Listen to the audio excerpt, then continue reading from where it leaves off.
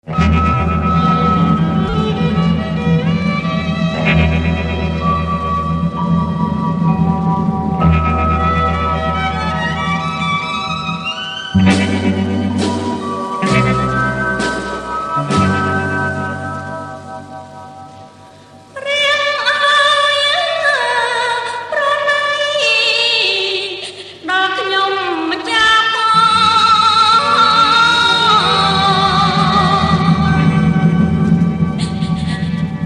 នុងគ្រា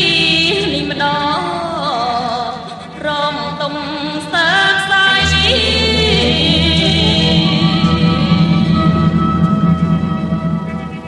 ព្រួនប្រាំនេះរៀងឆ្ងាយពីស្វាមីទាំងចិនភក្តី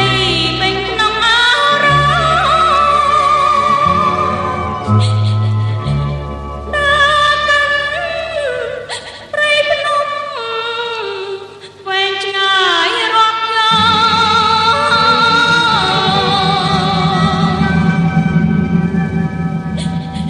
លួនលងលួនលោហៅសែនខ្លោចសោ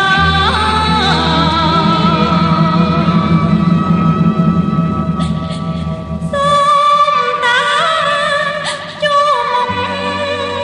មុនពេលមកណាព្រាងអើយមេត្តាជួយខ្ញុំម្ចាស់ផង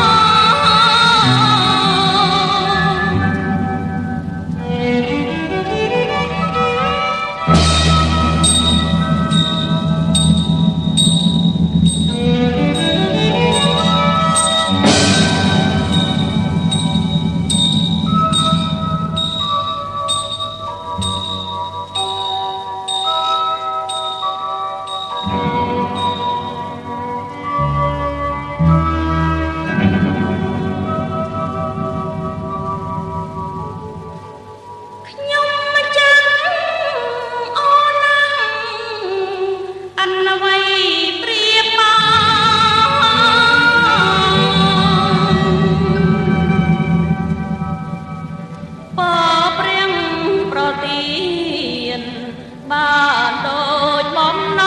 ង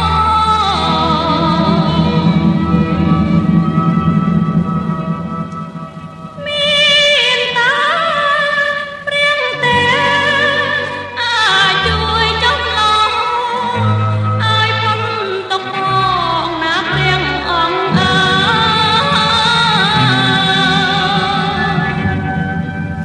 អើយ